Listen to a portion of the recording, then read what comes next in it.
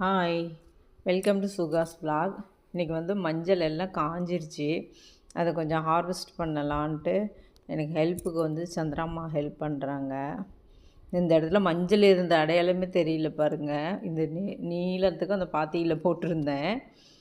அது எல்லாமே மஞ்சள் கிழங்கு கொஞ்சம் ஓரளவுக்கு பிடிச்சிருந்துச்சு பாருங்கள். இப்போ இது 2வது கிழங்கு வெட்டி எடுக்கிறாங்க. ஃபஸ்ட்டு ஒரு இதில் வெட்டினது தலையெல்லாம் இந்த சோகம் மாதிரி இருக்கிறதெல்லாம் காஞ்சிருச்சு. அப்புறமா இது ஒரு தொட்டியில் போட்டிருந்தேன். அதையும் ஃபுல்லாக எடுத்துடலான்ட்டு ஒரு 3 தொட்டியில் போட்டு வச்சுருந்தேன். கீழேயும் போட்டிருந்தேன். அதை எல்லாமே இன்றைக்கி ஹார்வெஸ்ட் பண்ணிட்டோம். ஆர்கானிக்காக மஞ்சள் இங்கே பாருங்கள் எவ்வளோ மஞ்சள் கிடச்சிருக்கு. சூப்பராக இன்றைக்கி நல்லா ஹார்வெஸ்ட்டுன்னு இந்த வருஷத்துக்கு மஞ்சள் போதும். இது வந்து கருமஞ்சள் ஒன்று இருந்தது. அதில் பாருங்கள் எவ்வளோ வேர் முடிச்சு இருக்குது. ஆனால் மஞ்சள் வந்து கம்மியாக தான் கலங்க வச்சுருக்கு. மறுபடியும் ஒரே ஒரு மஞ்சள் வைக்கலாம், அவ்வளோதான். இதை அப்படியே திருப்பி ரிப்பீட்டாக ஒன்று வச்சு ஒரு தொட்டியில் வச்சிடலான் இருக்கேன். மீதி எல்லாமே வேஸ்ட்டு. இது எல்லாமே இதில் பாருங்கள் வேர் தான் இருக்குது. அதில் வேர் முடிச்சு ஜாஸ்தி. இதெல்லாம் கழுவி எடுத்தாச்சு. இதுக்கப்புறம் இந்த வேரெல்லாம் கட் பண்ணி க்ளீன் பண்ணி வைக்கலான்ட்டு நான் கட் பண்ணுறதுக்காக உட்காந்துக்கிட்டேன். அந்த அம்மா வெட்டி கொடுத்துட்டு போயிட்டாங்க. அப்புறம் நான் தான் இதை க்ளீன் பண்ணிகிட்ருக்கிறேன். எவ்வளோ மஞ்சள் பாருங்கள். எனக்கு ரொம்ப ஹாப்பி. ஆர்கானிக்காக நம்ம வீட்லேயே கிடச்சதுனால.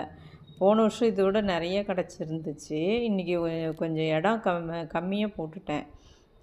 அடுத்த முறை போடக்குள்ளே கொஞ்சம் நிறைய போடலாம் அப்படின்ட்டு இருக்கேன். இந்த வேர் எல்லாமே கட் பண்ணி எடுத்துகிட்டு க்ளீன் பண்ணிவிட்டு பாருங்கள் ஒரு அந்த கூடை நிறையா வந்துருந்துச்சு மஞ்சள்.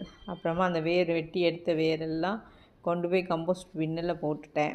இந்த கம்போஸ்ட் பின்னு நானே பண்ணினது தான். அதை அப்படியே நல்லா ஓட்டை போட்டுட்டு சைடில் எல்லாம்